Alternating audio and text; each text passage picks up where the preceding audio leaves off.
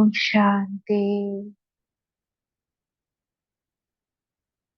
बाबा कहते हैं निर्विघ्न रहना और निर्विघ्न बनाना, यही सच्ची सेवा का सबूत है।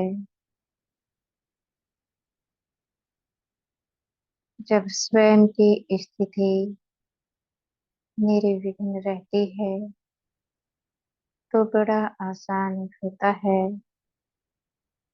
दूसरों को समझाना, शिक्षा देना, दूसरों की स्थिति को ऊंचा उठवाना, क्योंकि स्वयं की स्थिति निर्विघ्न है।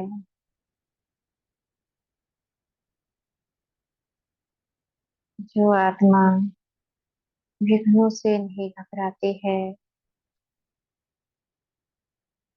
परिस्थिति कैसी भी क्यों ना हो, परिस्थिति का प्रभाव मन के ऊपर नहीं होने देती है, ऐसी आत्माएं ही दूसरों को शिक्षा दे सकते हैं कैसे अपनी स्थिति को निर्विघ्न बनाया जाए।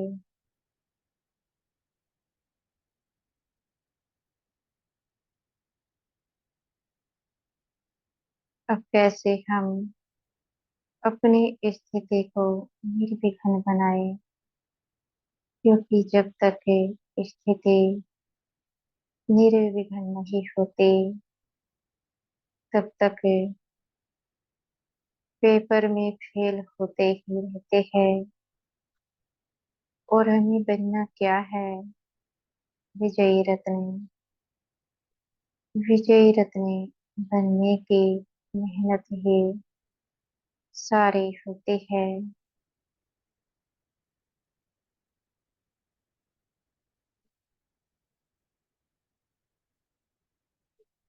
अब कैसे सहज से सहज पुरुषार्थ किया जाए जिसमें मेहनत कम लगे।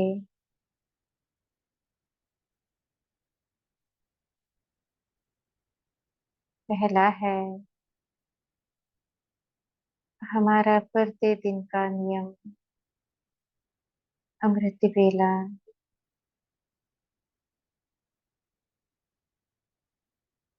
अमृत वेला इसलिए जरूर होता है क्योंकि विशेष शक्तियाँ अमृत वेला ही प्राप्त होती है। अगर अमृत वेला नहीं करते तो वे शक्तियाँ आत्मा को प्राप्त नहीं हो पाती है, जिसके चलते दिन भर में ना जाने कैसी कैसी परिस्थिति आत्मा के सामने आते हैं और फेल हो जाते हैं। बैटरी को चार्ज तो अमृत वेला ही करना होता है।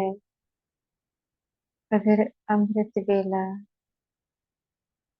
पावर न ले जाए तो दिन भर यात्रा कैसे कर सकते हैं।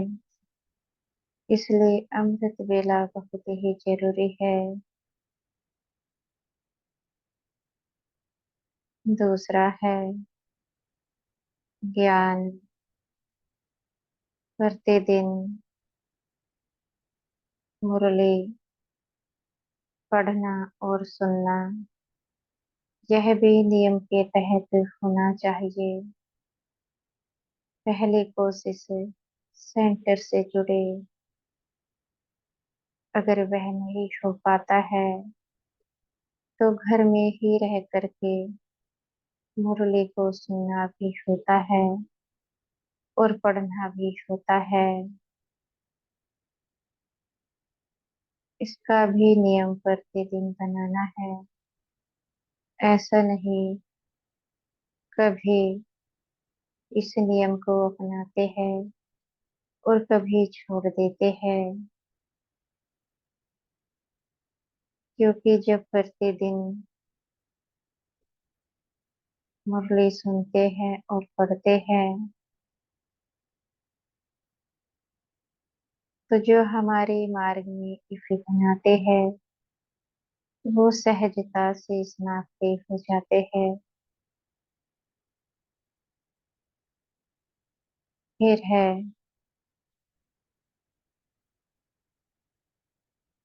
धारणाएं।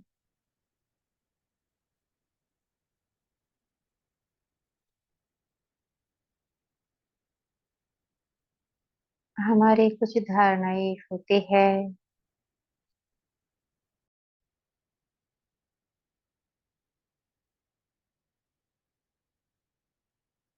जैसे कि शरीर की पवित्रता और शरीर की स्वच्छता, खान पान की शुद्धता, बाहर का ना खाया जाए,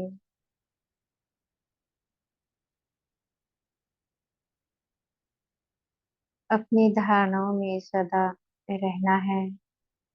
ऐसा नहीं, कभी कभी टूट जाते हैं। अगर कभी कभी टूट जाते हैं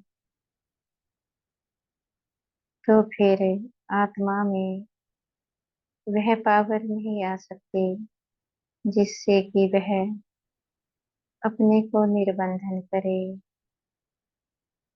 इसलिए सदा धारणाओं को मजबूत रखना होता है।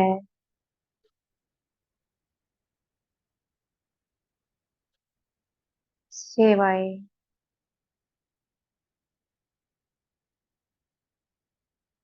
हम ब्राह्मण बने हैं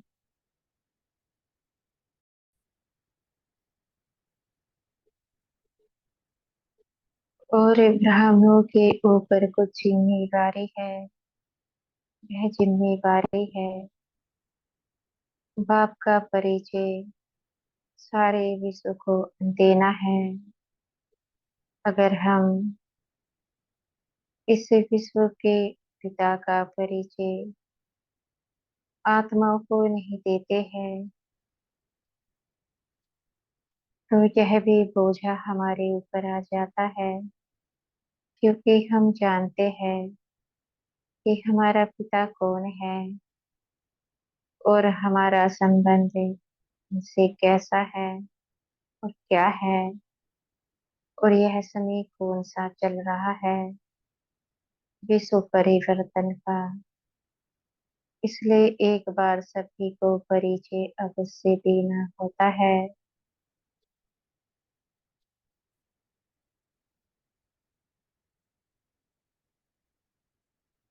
आगे कोई सुनता है या नहीं सुनता है यह तो उसका भाग्य है, पर हमें तो अपने कर्तव्य निभाने हैं।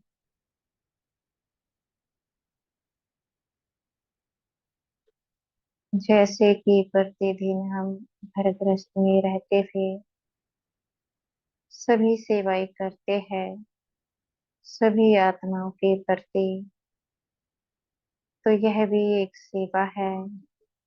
इसको भी ऐसे ही निभाना है जैसे कि अन्य सेवाएं निभाते हैं। प्रतिदिन एक दो को परिचय देने की कोशिश करनी होती है कि किसी न किसी को प्रतिदिन यज्ञ से जोड़ा जाए, जिससे कि योग की पावर बढ़े। जब योग की पावर बढ़ेगी तभी तो विश्व को परिवर्तन किया जा सकता है। अब विश्व को परिवर्तन कराएगा कौन? योग की शक्ति से ही तो विश्व को परिवर्तन कराया जाता है। और योग की शक्ति देगा कौन? जो ब्राह्मण बने हैं वही तो इस कार्य को करेंगे। इसलिए अपने को जिम्मेवार आत्मा समझना होता है कि हम ब्राह्मण बच्चे जिम्मेवार आत्मा है। ऐसा नहीं मुरली सुने और पढ़े और भूल गए, किसी को परिचय नहीं दिया। तो सेवा तो नहीं हुई। सेवा के सब्जेक्ट में ये पास होना होता है।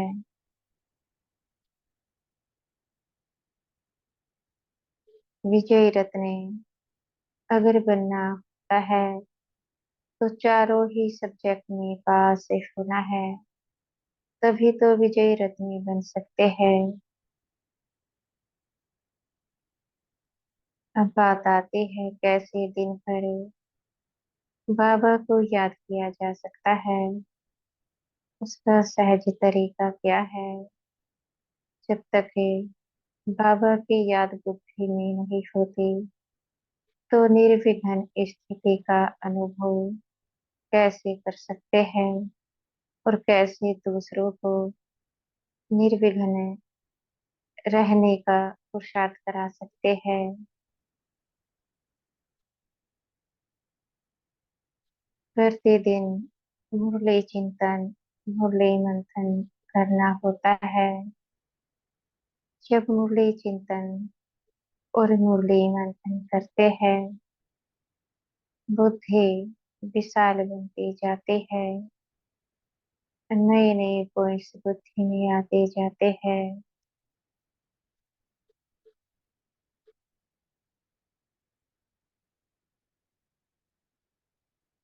बाबा हमें जो इतने टाइटल्स देते हैं, उन टाइटल्स का स्वरूप बनना होता है। वह भी सम्मान के द्वारा।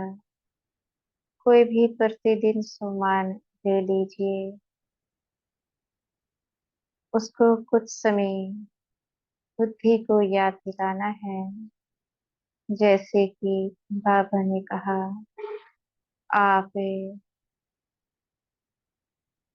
महावीर आत्मा हो। कितने टाइटल्स बाबा हमें देते हैं। तो महावीर किसको कहा जाता था? हनुमान जी को। और हनुमान जी क्या करते थे? श्री राम जी की मदद, हर समय वो मदद करने के लिए तत्पर रहते थे। जब हम अपने को सम्मान देते हैं तो शक्तियाँ आत्मा में बरसती है। उन शक्तियों से आत्मा की अवस्था ऊंची होती है। इसलिए प्रतिदिन सम्मान को भी याद करना है, और मुरली चिंतन मंथन भी करना होता है। कोई भी सम्मान दिया जा सकता है, यह तो समझाने अर्थ है। जब हम इस प्रकार का अभ्यास करते हैं, हमारी स्थिति निर्विघ्न बनती जाती है। विघ्न तो आते हैं, ऐसा नहीं विघ्न नहीं आएंगे, पर वह विघ्न बड़ी सहजता से पार हो जाते हैं। बड़े से बड़ा विघ्न भी ऐसा लगता है जैसे कि कुछ हुआ ही नहीं। ये प्राप्ति तब होती है जब प्रतिदिन इन्हीं नियमों के साथ चला जाता है। बगैर नियमों के प्राप्ति हो नहीं सकते हैं। और जब तक अपनी ही स्थिति निर्विघ्न नहीं बनती है तो दूसरों को कैसे निर्विघ्न बना सकते हैं? पहले तो स्वयं की स्थिति को निर्विघ्न बनाना है, तभी दूसरों का कल्याण कराया जा सकता है।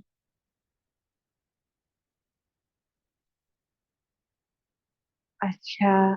ओम शांति।